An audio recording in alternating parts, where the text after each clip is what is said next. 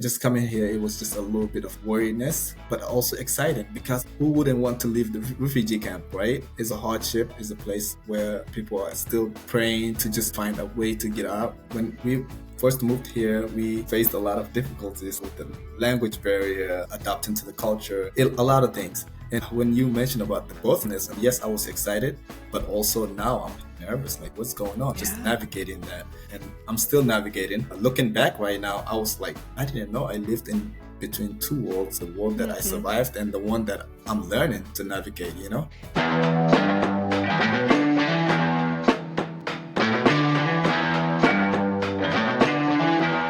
Welcome to It's Both.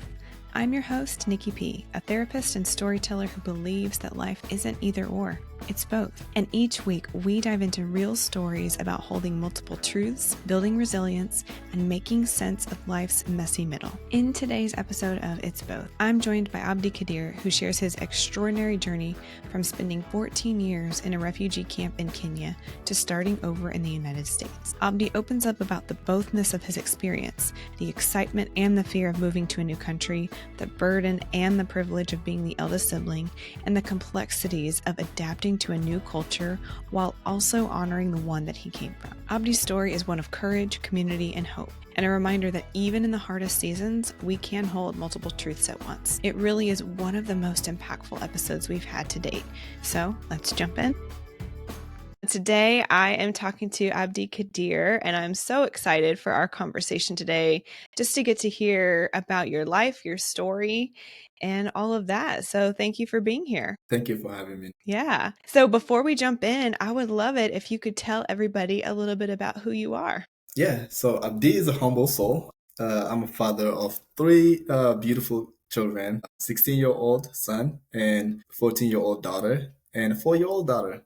So I'm a loving husband, the oldest for my family, a lot of responsibility. Of course, I'm a social worker by chance. My degree is not related to social work, but Really? I What's your end up degree? family consumer science with concentration of child development. But Wow.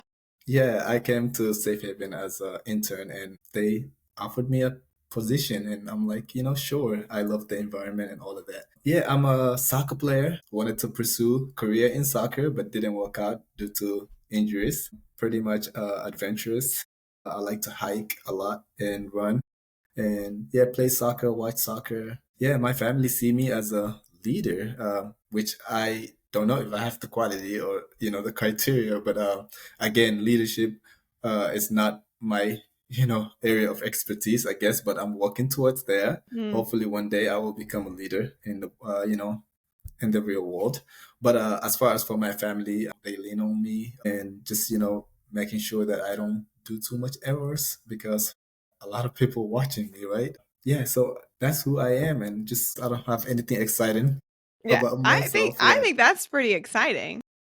thank And also, you. I remember you telling me you love soccer, but did you used to play in school and growing up your whole life? Oh yes, yes. So when we first moved here, it's funny. Like I started my whole entire education ninth grade. I don't know if you know about that, but No, I didn't. yeah. So when we settled here, I started ninth grade. My mom was afraid of like just allowing me to go play soccer for high school.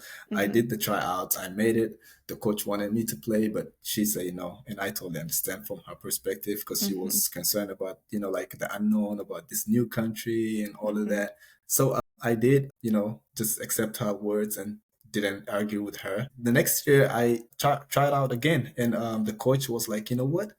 You are great. You have talent. You shouldn't waste your talent. You should play. And then he came to my mom actually, and he was like, "Hey, your son has a talent. You should not like waste it or whatnot. You should allow him to play." And then he also offered a transportation because that was the barrier as well. Yeah, Yeah. so he was an amazing person. I had a scholarship for soccer and everything. So yeah, I played, Wow. and then I also played a little bit of semi-pro. So yeah, I didn't know that either. yes, yes, yes. I was trying, but then of course, I had a surgery. I Mm. tore my ACL, so it was not fun. That kind of like ended my career of soccer. But I still Mhm. play competitive level right now because I took surgery, but it's just not the like level I wanted to be, and plus the Yeah. age is catching up to me. Sure. Well, thank you for sharing that. Now, I love getting to hear a little bit about more about who you are and some fun things that I didn't know. Like also me and you, we got to know through work. So yeah, Yes. just your positive energy and the way that you present yourself, it just was amazing. I was all like, she's a great leader. So I will just want to say that, just keep being you, Nicole. Thank you. Oh, that means so much to me. Thank you for such kind words. Well, I would love it if you could share. I know a little bit about your story. I'm sure there's so much that I don't know. But for others listening, talk to us just about how this idea of the bothness or feeling and experiencing and thinking multiple things at once, how has that shown up for you in various ways throughout your life? Yes. So, other people that don't know about me, I moved to the United States back in 2004 as a refugee resettlement. We came from a camp that's called Kakuma Refugee Camp in northwestern Kenya. And people that don't know about refugee camp is a place where people who have fled their home countries due to wars, violence, persecution, seek for temporary shelter and safety. And yeah, so this a camp where many other groups like from Congo Hmm. or Somalia or Ethiopia, Sudanese, they come and they seek for like asylum through Hmm. there, just for safety. My family and I came from Kakuma refugee camp and we settled here back in 2004. The way that Bothness showed up for me is like, living in refugee camp, life wasn't easy, right? We faced with many hardships, lack of food, lack of clean water, just years for waiting, just, to have a chance to be resettled somewhere. Hmm. And then, of course, we had the opportunity to come to the United States, right? They said, hey, your name come up.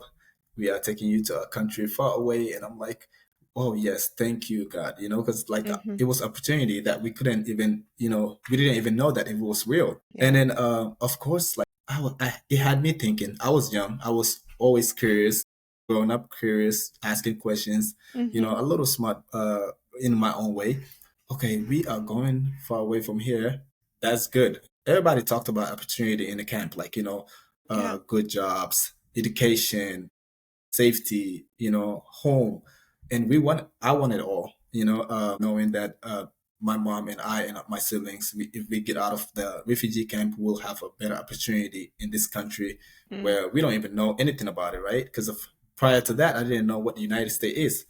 And then I was like, okay, how would that look like? So I had the feelings of excitement. I was excited the fact that I was moving away from the camp, but also there was one particular thing that I couldn't shake underneath because of the fear of not belonging in that country. Like not knowing if I would be able to fit in the country because of we don't know the language. Yeah. We Yeah. don't have same culture, we don't have same religion. How would this look like, So yeah, just coming here, it was just a little bit of kind of worriedness, but also excited because of who wouldn't want to leave the refugee camp, right? Mm-hmm.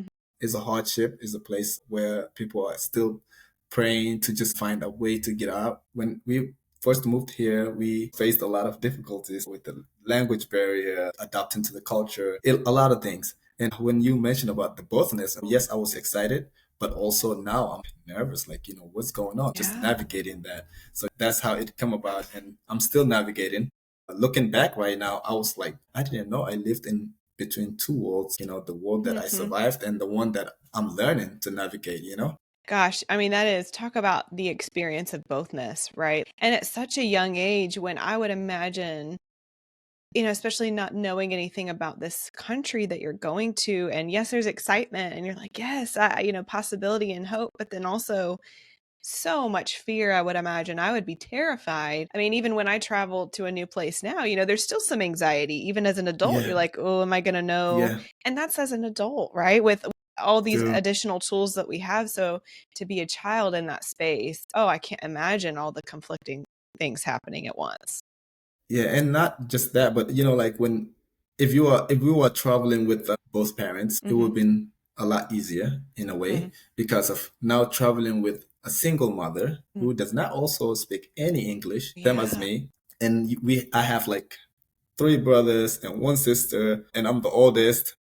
I'm just 14. I'm like, I'm not that old for me to, have this father responsibility or duties Mm-hmm. that for me to kind of like portray for these young siblings. So okay, what is that gonna look like? So we came here, we just trust the process because we wanted opportunity. And as we came here and, like things have worked out in a, better way for us, of course we had to put a lot of hard work, effort in learning the language and Mm-hmm. just trusting the process. But we are here now. Yeah, yeah. Well, even as you were describing that, I was thinking, gosh, even the tension of, because I didn't realize it, yeah, having a single mom and then, so what was that, five children? Was there five of you Hmm. total? So Yeah. five children and, 14, you're still a kid. I mean, I'm sure maturity and there's obviously wisdom at 14 that you're going to have and some, as you mentioned earlier, leadership, in your family and all of that. Gosh, talk about the tension of being like having to be a leader and a father-like figure and also a child at the same time. Yeah, so I'm glad that you brought that point because of one, like, when we come here, of course, mom had to work, like she has Yeah. to pay bills because of back then in refugee camp, we didn't have bills like paying rent or anything Mm, like that. So she has responsibility. Then, of course, like we don't have a childcare. Like, who is going to look after these kids? But mhm, I'm also young, 14 myself. I still want to be a child. I still want to experience that, especially in this new country, all the opportunities that we have. How can I navigate that? mm, But I still have to show up as for my siblings, cook for them when mom goes to work, look after them. And then when mom gets back from work, I have to run to the, like after school programs, like learn mhm, English language and, go play soccer if I have a little time. So I had to navigate all of this because of one, I didn't want it, like to fail, like, in yeah. the eyes of my siblings. I didn't want it to just kind of like say, oh, you know what, I want to be a kid and let me just do that. But I knew that growing up, I have experienced all this hardship in a refugee camp.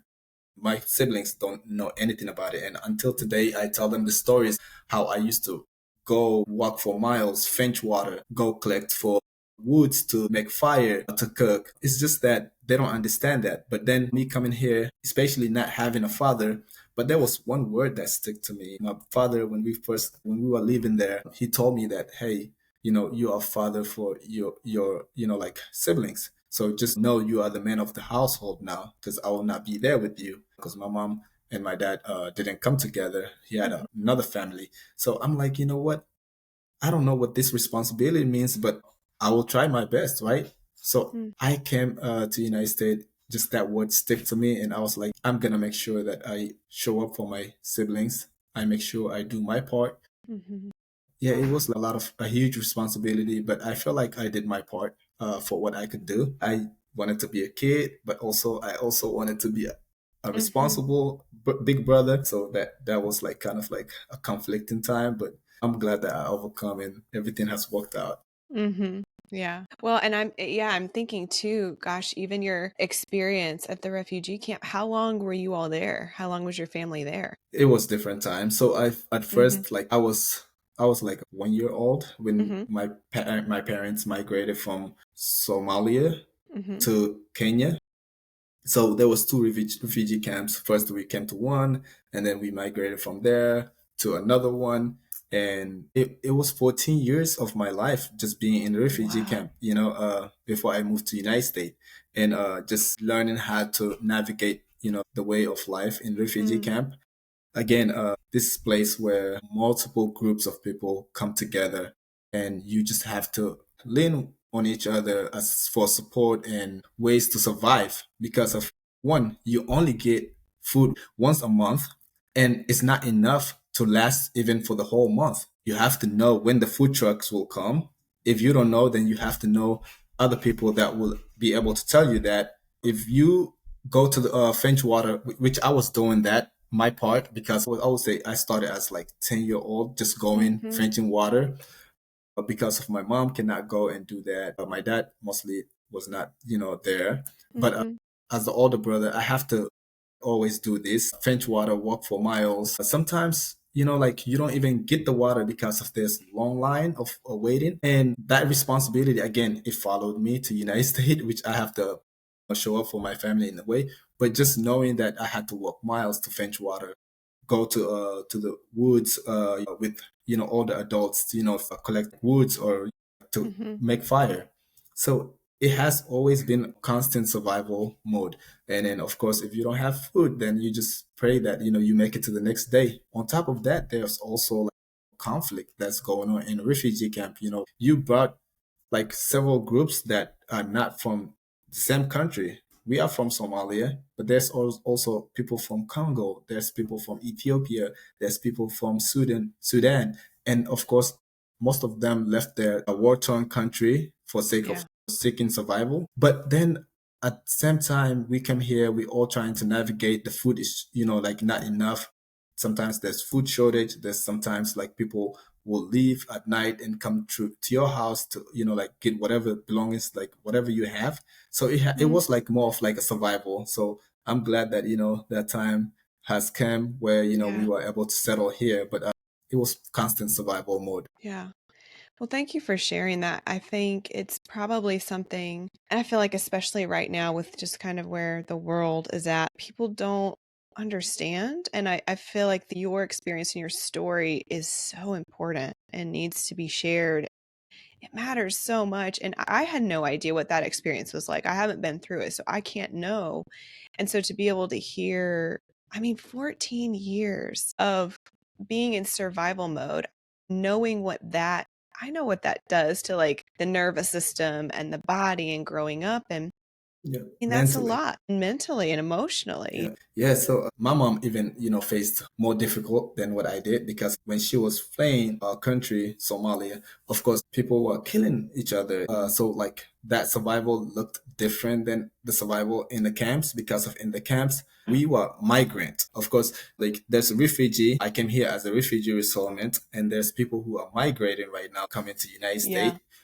As a refugee, you left your war-torn country due to violence, due to persecution, due Hmm. to tribal issues. You left there because of you wanted to survive. But as a migrant, you have a chance. Either it is like economic issues that's going Hmm. on within your country, Yeah. instability wise, and then also personal reasons that you come to a neighboring country to seek for asylum. Yeah.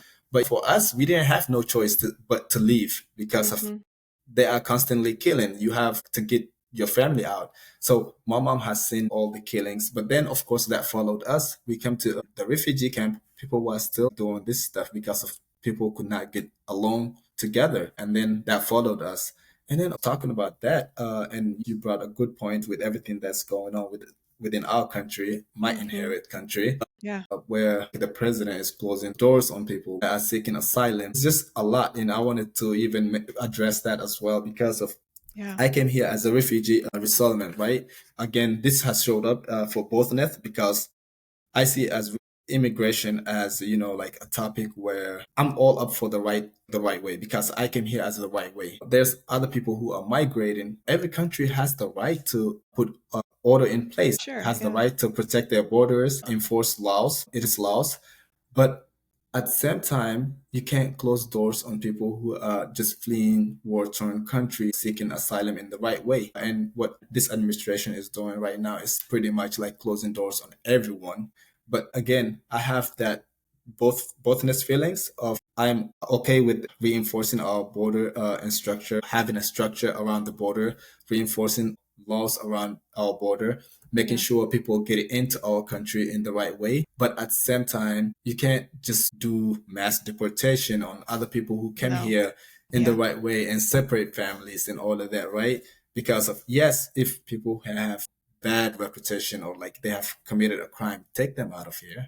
Mm. But don't do that to families and kids, No. separating parents and kids, because of I have the first-hand experience of like fleeing a country that's war torn, coming to a refugee camp, and then seeking asylum here as a refugee. And I'm a living proof that people who come to United States as a refugee or as an immigrant could do positive things or contribute positive things to the Absolutely. society. Yeah. So I have those that bothness feelings, but at the same time, my heart is breaking for the families that are being separated and all of that, and it just hurts me. So I always think about my people Mm. back home in the camp. They always talk to me and like, hey, you know what? Our process is moving fast, and then all of a sudden it's just Mm. stopped. Of course, all hopes has have been shattered and there's no hope. But I just tell them, hey, just don't give up, be hopeful, things will change. So that's also another way of how Bothness have showed up in my life. Just knowing that as a refugee resettlement, like of course, and other people that are getting kicked out because of, even if you have green cards nowadays, Yeah. they Yeah. yeah they kick, like they keeping people from not coming to the country again. They came in the right way, but they went back to visit their family who are like, Hmm. either sick or something is wrong with it. But then now you can't come in because of you don't have citizen or passport, so it's not good. I'm so glad you shared that because it's something that's been on my mind for a long time of, we talk about bothness a lot with feelings, but what I think we often forget is you can have a bothness in beliefs as well. And I think Yes. one great example of that is, I think you articulated it so well, right? You can believe in protecting your country, protecting your borders, whatever language you want to use. You can believe in a due process for that. And you can also believe in the dignity and the humanity of individuals that exist here, regardless of where their home country is. Both of those things can coexist. And I think a lot of what has happened right in our country has become this divisive divide of you either protect your country or you let everyone in. There's just so much Right. misinformation even with that. And it breaks my heart because even hearing as you talk, I'm like, you are absolutely right, because there can be due process and there can be dignity and respect and an Yep. Yep. honoring of individuals. Absolutely. And I also think to myself, I go, I'm also a parent of three children. And if I were in a country where I feared for my safety, my life, my stability, whether it be food or economic or physical harm, like whatever, are you kidding me? I would do anything I had to Oh, do to we get get to a out. country. I don't care. Yep. I mean, I don't care legal or not. I would protect my family. And of Absolutely. course, I would want to do it the right way. But I think what I'm saying is how many of us go, if we were threatened in that way, you're telling me you wouldn't do whatever you could to get to us to safety, And so I think just acknowledging that aspect of like, this is so complex, this is so It layered, is. It and you is. you got to mix. You have to find the middle between grace and compassion That's right. That's and right. protection. So I thank you for sharing that because I think we need to talk about that more. Yeah, and it's funny for myself, to be honest. I have always like, okay, you know what? You're going to United States, but what would you face? What would that look like? Again, I say I always give myself as example. I'm a black man, right? Mm-hmm. And I practice Islam, and I'm a refugee. So I have all Oh this, like, yeah. what is it, media negative image, I guess, in a way. I have all of it. And I didn't make the choice to be that. I came to this world, I exist. I just want to exist just like anyone else. But with all of that, I always question how I do things. Am I doing, something that is going to get me in trouble? How would that look like? Just going, stepping outside of the door, each day, Yeah. just going outside. Hey, someone could look at you because of your religion is different. Someone could look at you different because of your refugee or immigrant, and then someone could look at you different because of your color of the skin. And I'm like, oh my goodness, I have all of this. But then at the same time, there are other people that accept me for who I am. I go to my work, I have a beautiful environment where colleagues never really judge me for who I am, for my skin of color, ethnicity, for my language, I guess, barrier, because I have accent, huge accent, because of Mm-hmm. English is not my native language, right? I'm learning, Sure, of course. constantly Yeah. learning. So they accept me for who I am and also just, empower me and, support me. So like, I have this fear of stepping outside of the house, but also at the same time, when I get out of the house and go to work, I have people that I can rely on, like people I can, like lean on as support, and that give me hope. So I could be all this difference, but at the same time, there are also people who see me not just like someone different, but as human being, just the way they are, Mm-hmm. So I'm always mindful and just like seeing how I operate my daily life as well. So, and I always tell my kids too, like, hey, just know that you embrace your difference, but at the same time, don't do anything to get you in trouble. Like, if anything comes up, just know how to navigate the situation, you know, X, Y, and Z. We always talk about it, especially my 16-year-old son, Mm-hmm. who is Yeah. just amazing soccer player as I am, who's just trying to be as best as he can in soccer. And he has, Hispanic friends. He has, Caucasian friends, he has black friends, and I'm like, yes, respect everyone for who they are, embrace inclusion always.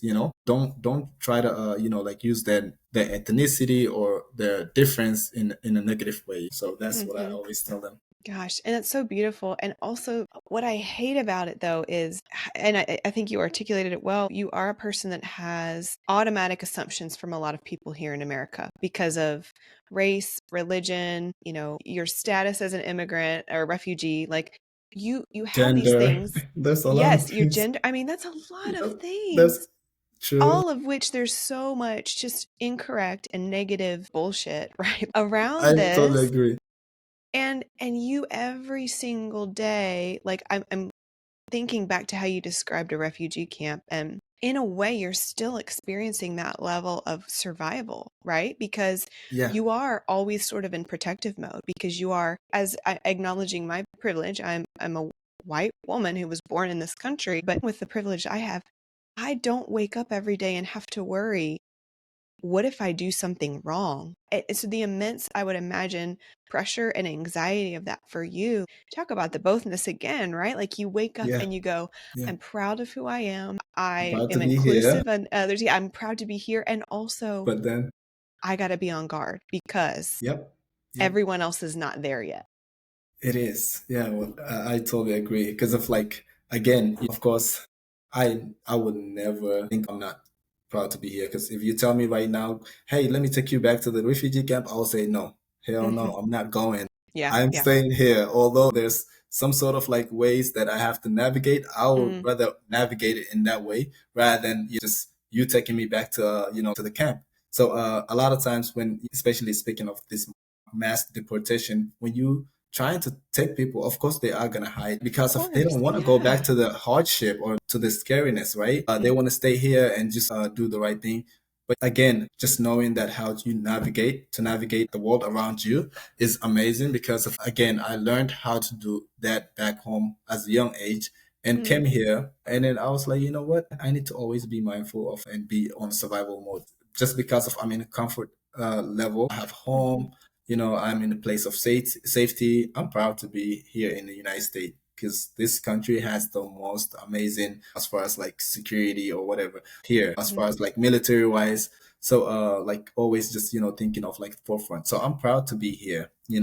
But at the same time, we still have to be mindful, but do it in the right way. Implement the right border control laws, and while it's still honoring the dignity and like the Yeah. contribution of the immigrants that come here and doing the right thing, because you have people like myself and many other that are doing the right thing. And of course, I'm Muslim, I'm practicing Islam, but that doesn't mean that they care about me, because of they have the wrong idea, and Hmm. that's not what our religion portrays. Just do it in the right way, the right process, and it's still try to have at least doors not closed on Hmm. everyone else, because if Yeah. there's still refugees that trying to come, they left their country. Again, refugee and immigrant, some immigrants come into United States because of economic stability in their country is not good, but refugees, they fleeing a war, Hmm. like Hmm. like they are killing them, they are raping them. You don't want to like stay there. So if you come here, I'm asking you to live again. Of course, I will not do it. You will take me wherever Yeah. you want, Yeah. but I'm not. I'm not going back. But Yeah. yes, that's what I see. Like, there's always this idea of bothness. Like okay, you feeling safety, you feeling all the things, but also at the same time, you still feeling scared. Hmm. I want to pause here for a second because I know some of you listening are going to relate to this next part. You've built a good life. You're showing up for everyone else, kids, partner, work, friends, and you've done all the right things to take care of yourself. The journaling, the workouts, the books, and yet you're still tired, still anxious, still feeling like you're running on fumes. If that's you, hear me now. You are not failing. You're just stuck in survival mode, and no amount of doing is going to work until your nervous system feels safe. That's exactly what you'll work on inside the Courageous Living group from Janice Holland. She's also known as the trauma teacher, and she's a licensed psychotherapist and certified trauma model therapist who helps high-functioning women finally find relief. The Courageous Living group is a 60-day nervous system reset for women who are done overfunctioning people pleasing, and holding it all together. This group reset includes 8 weekly group sessions that are live, but are also recorded in case you can't attend the live sessions. You'll have lifetime access to the course portal, including replays, weekly journal prompts with integration practices, somatic healing tools, and a private WhatsApp group chat for support. Because you don't need to do more. You need to feel safe enough to receive the life you've already built. Click the link in the show notes below to get started. And how do you, just day in, day out, how do you and your family live in that space of bothness and that tension? Because I would imagine there's kind of like you get used to it, but also it doesn't make it easy, right? It's still It going to be doesn't. hard. It doesn't. Of course, especially for, I mean, sometimes I can blend in, right? I'm okay. I get the haircuts or whatever. I may have some, like features that actually describes like, I'm from Africa or whatever. But at the same time, for my wife who wears hijab, like, she has to cover and all of that. It's easy for someone to portray like, okay, you know what, she's someone who's practicing Islam. It's easy for me to blend in. People will not recognize me like, I practice Islam or anything like that, right? No one will come to me and say, oh, you know what, it's written on your forehead that you are practicing Islam. Yeah. But Yeah. for someone like my wife, of course, she's wearing hijab. She has to cover herself. Then it's easy target, right? So, a lot of times when we go to the public and stuff, or maybe when she's going by herself with my daughter, just like for a walk, I tell her that, please, please, please, just be careful. Always, just, I don't leave the house without saying I love you to her. Like, it's just because of, I don't know what is going to happen to me or what is going to happen to her. Like, just leaving the house, just, I don't know. So, I always tell her like, hey, I love you. Just know that like, if there's anything going on, just let me know. But for someone like myself, I'm not worried about myself a lot because I'm a male, I'm like, I am constantly worried for her. Sometimes she goes to the gym because we have gym close to us, and she likes to run to get her warm up in. And I'm Yeah. like, please be careful because of you never know what's going on in this world. There's people Yeah. who are out there like that may not see you as someone who's just trying to go get workout in. So just be careful. So yeah, I just try to navigate with like a little bit of hope, like hoping that everything is gonna be all right because we are in a safe country, and then also at the same time, just a little bit of worriness because of we don't know the unknown, what is gonna happen, Yeah. right? So Yeah. yeah, Well, and there's still, especially with our climate right now in our country, there's a lot of safety, and yet there's also a lot of hatred and misinformation. And yes. it just breaks my Speaking of heart that, that, I, I mean, how do you, I guess, and maybe how does she and you deal with the anxiety of that? I mean, that's just, I hate it for you because the fact that you have to worry every time you leave the house about how someone might perceive you, that right? just shouldn't, it shouldn't be that way. So I'm glad that you bring that point. So like, for me myself, we lean on each other, me and her. Again, speaking of the two, world that we navigate, right? I grew up from a culture that we don't quote unquote believe in therapy, right? Hmm. So Yeah. counseling or anything like that, we don't believe in. For parents, they don't believe in that. Hmm. One, maybe they didn't even have the, like Yeah. counselors, they didn't have Yeah. the, Yeah. what is it, the resource. But, coming to here, like, just, like a lot of times people, when they face trauma or like, traumatic event happen, they try to, like lean on professional help, right? But us, we just lean on each other. Like, if something happens or like, in the community or in the real world, and we see it on either on social media or we see it on the news or we actually experience it in real life, we just kind of like lean on each other, pray that we are gonna be okay, and then like just create that space. Sometimes we don't even have to talk, we don't have to say anything, just a space of silence, knowing that we can process that together, just knowing that she has me and I have her. And then also relying on our families too, like our immediate Hmm. family, like again, my mom is the only one here, my father is not here, but she always reach out to me even till today as far as navigating, because if she has to go to a doctor's appointment, if she has to go to like anything, or she has to do anything with her Hmm. work, I'm the one who's always navigating for her. So anytime that situation like that happen, I call for a family meeting. I just say, hey, let's talk, and hear each other's each other out, like, see how that person's feeling. Because just because of she's my wife doesn't mean that Hmm. she processes things the way I do. Just because of Yeah, yeah. he's my brother doesn't mean that he processes things the way I do. I just want to hear them out and see, like, okay, what can I do to support them?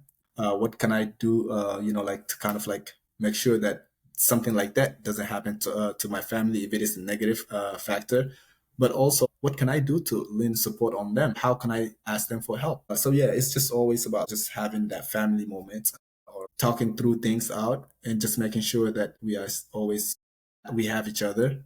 And then Hmm. also, if we need professional help, the person get the right professionals to, like, help with that as well. Well, and I think just even as you were talking, I'm like, you questioned if you were a leader earlier. I just feel like I need to say you are absolutely a leader, not only in your family, it seems like in your community, but also at work. And so just even hearing the way you support, I think leadership means loving and supporting those around you. And that's to me what leadership is, right? And so I think Yes, you are showing that day in and day out everywhere I you go. appreciate you.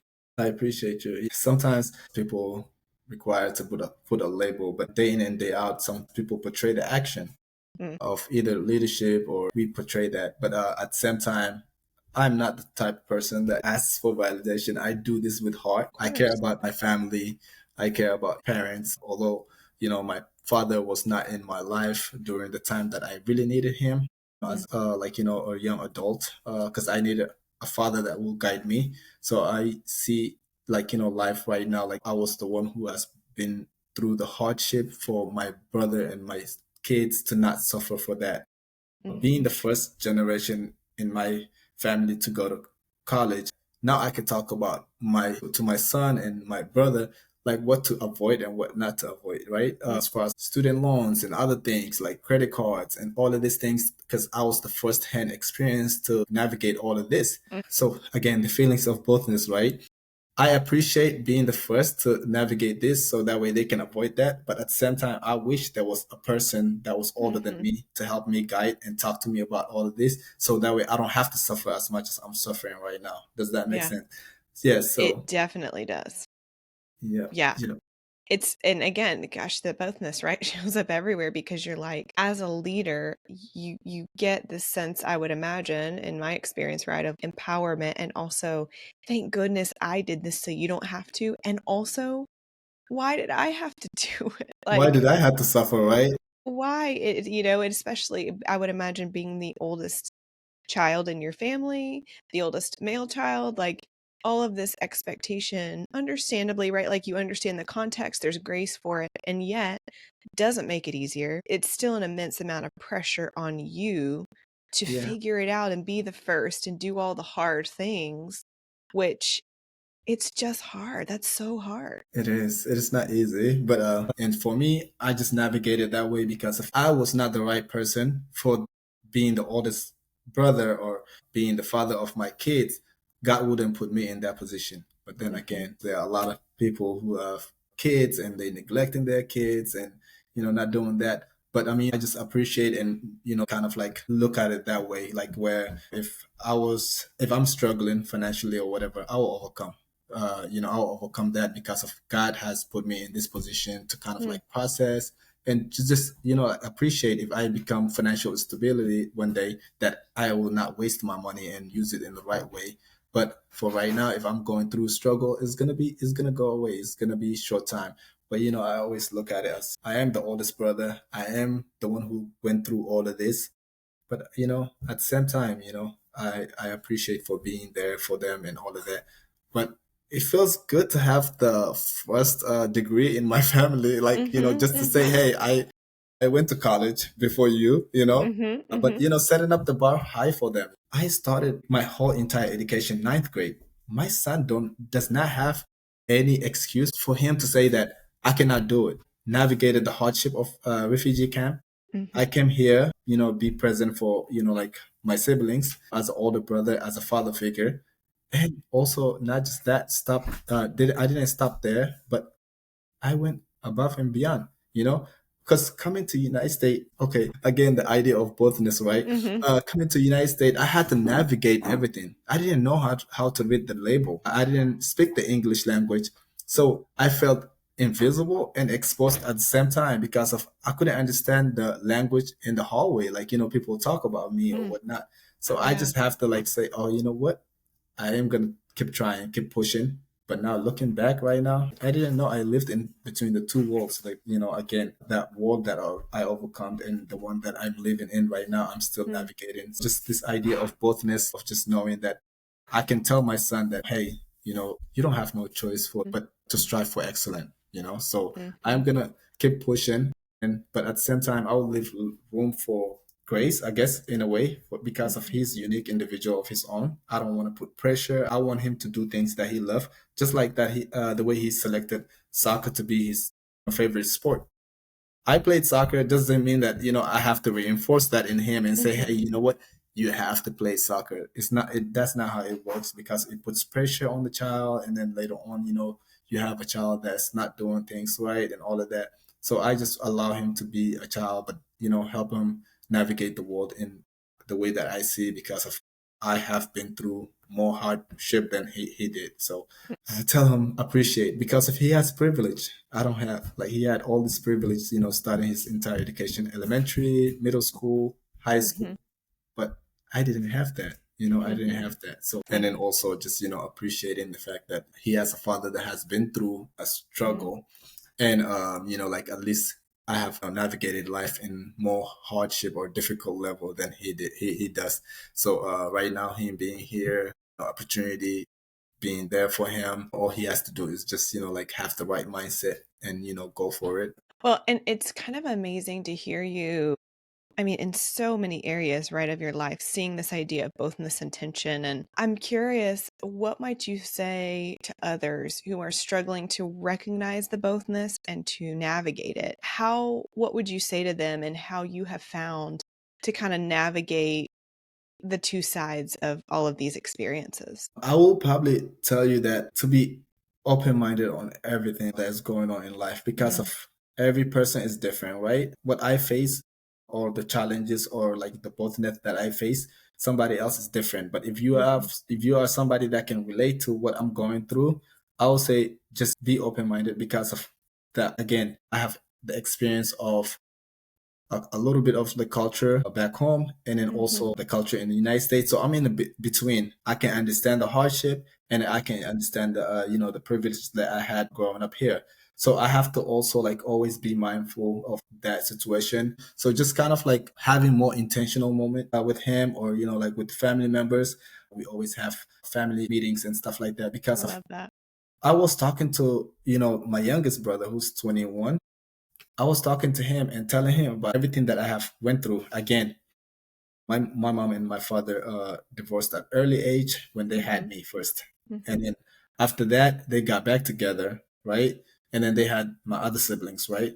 So I was telling my brother that, hey, this has happened. He was like, what? I didn't know about that. And he was like, so what else happened in the camp? And I was telling him about the whole story of like, how the hardship and what I had to do, like, and then coming to United States even. I was carrying one at the age of 14 because my mom was carrying the 21-year-old. He was like a baby. He was like 1 year mhm, old.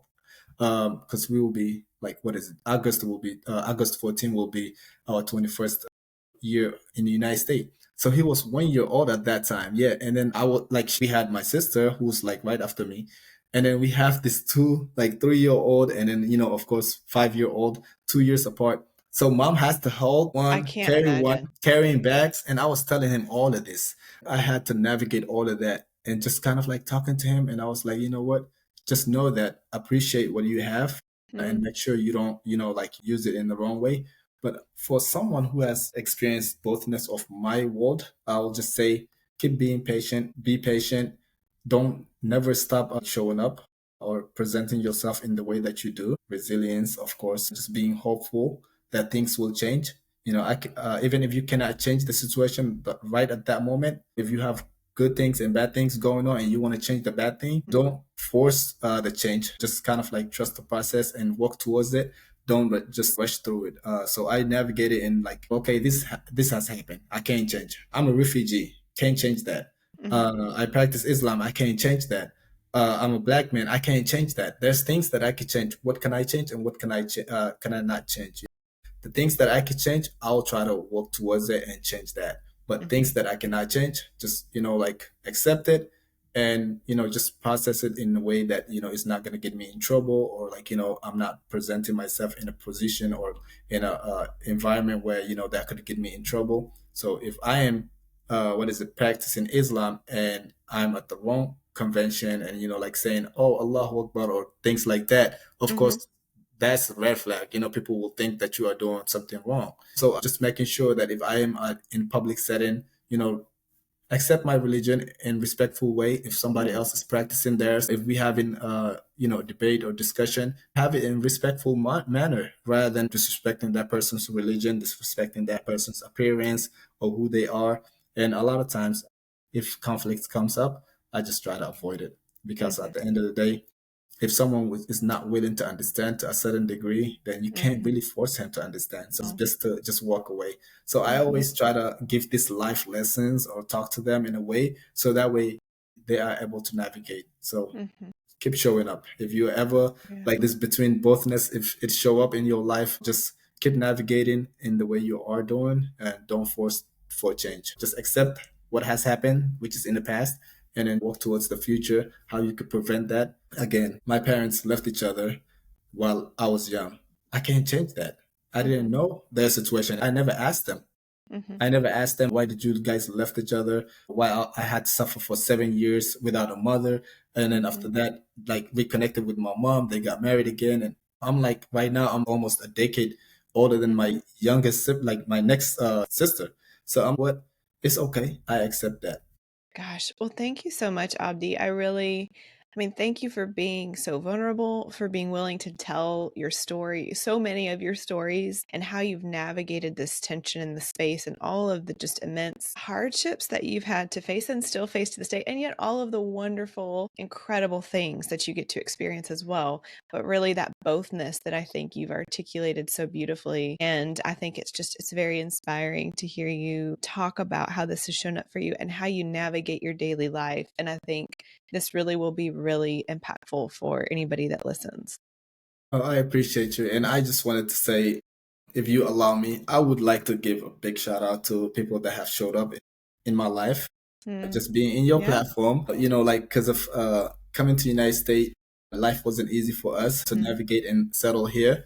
But I just wanted to highlight those names that have showed up for me. And until today, there are some people who came into my life as a volunteer, but they are family to me now. They are still involved in my life. It's 21 years and they still there. wow. So, Wow.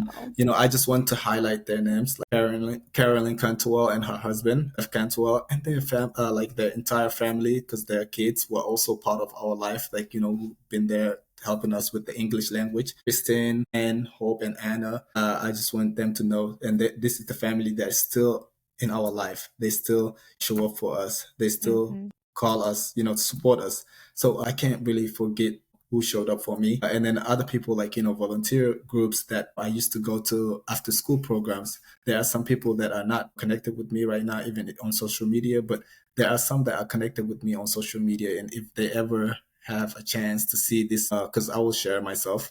If they ever have a chance to see this, I want them to know that I appreciate them. George Marchetti, Josh, Allison, Alicia, Catholic Charities, Jennifer. So all of these people have showed up for me. But also, I just want to say that I appreciate my work group, my people that I work with, who have opened the opportunity to work in the professional world for me. Mm-hmm. Hope and Jennifer Reason, they're amazing people. I just want to just acknowledge and take this little moment to appreciate them, because of, again, these are the people that believed in me. These are the people that kind of like showed up for me, supported me. These are the people who never looked at me, my difference. That Mm-hmm. gives me hope. That gives me a chance to say what everyone is not the same. Some people, there are some people who have genuine heart. Thank you, Nicole, for giving me this opportunity to join your platform, because of, who knows, if I was still in the refugee camp, I wouldn't have this opportunity. Mm-hmm. But, Mm-hmm. being here in a same workspace, joining meetings with you, and just, like, saying, what, Abdi, I invite you to my platform. And I appreciate that. So thank you so much. Thank you to everyone else who listens. And I just want you to know that I thank you highly. Thank you. I love that. I love how you even, ensure that you're taking time to state these names and give that love and honoring of them back. It's just so beautiful. I think, again, and to even to me as well, it's just, again, showing what an amazing human you are, what an amazing man you are. So thank you for that. Thank you. Thank you so much. Well, before we go, totally unrelated to everything we've talked about, I would love it if you could share what is something that you do or think or an irrational fear or a quirk that is either ridiculous or maybe relatable, maybe both. Ooh, I don't know if it is relatable. I don't know if it is ridiculous, but I have this one thing, right? I do go to a barber to pay Mhm, for my haircut and all of that, and of course, I also pay for to do my facial and stuff. mhm. But prior to going there, I do my facial myself, and then I still go there and still pay for it. And it's like they say, oh, you know what, it's good, and I'm like, yeah, it's good. You could go ahead and fix whatever you want to fix, but it's already fixed because it's just that I have this idea of they may not get it the way I want to do it, like the way I want to see Funny. it. But yeah, it's just that I always do that. I don't do anything else but So that like one like the thing. same day, like the day before you Same, go, you shave same your day. face and then they go and they shave it? I like same week or same day. So I go and try to fix my mustache and my goatee, and then I go there and then I still pay them for the facial, and That is then so they ask funny. me, "Look, you already have everything." I'm like, go ahead, because just if I miss one place or one thing or Uh-huh. whatnot, you go ahead, perfect it, because you have the, what is it, the experience or you had the Mhm. expertise. But as of myself, it's just that what if they cut more than they supposed to do? Like I'm like, you know what? So if you already traced and everything is good, they will not do much. So they will just kind of like fix the error, the little misperfection, things like that. So that's one thing I do. I hope people can relate to it. Yeah. I don't know. Who That's knows? pretty Maybe funny. some men, I was relate gonna to it. say, maybe I'll have to ask. I'll do a poll after this and say, like, does anybody else do this? Or maybe for women, maybe it's if they get their eyebrows done, maybe Eyebrows, they right? they pluck or do Trim something it. prior to get, yeah, something that you're going to get it done anyway. Oh, that's a I good don't one. know. That is, yeah, I that's love what it. I do. But Well, yeah, thank you thank so you for much, sharing. Well, Nicole. it was great to have you, Yeah, and I am just so grateful for your time today. thank you. Before we wrap up today, I want to give you a quick heads up. We've got just 2 more episodes left in season 1 of It's Both. After that, I will be taking a short 2-week break to rest, reset, and get ready for everything that I've got planned for season 2. So stay tuned and make sure you're subscribed so that the next season shows up in your feed the moment it drops on September 23rd. And if this episode resonated with you, it would mean the world to me if you could support the show and help it grow. First, please take a moment to rate and review the show on Apple Podcasts, because your words help new listeners to find us. Second, share the episode with someone who might need it, because that's how this community grows, through real people, real stories, and honest conversations shared from one person to another. Finally, make sure you follow the show so you never miss an episode. Just tap the little plus sign or follow button on the main show page. These really are the most impactful things that you can do for the podcast. So thank you again for listening. And this week, take some time to recognize what in your life is full of bothness. And remember, it's okay to feel all the things, because so many times in life, it isn't either or. It's both.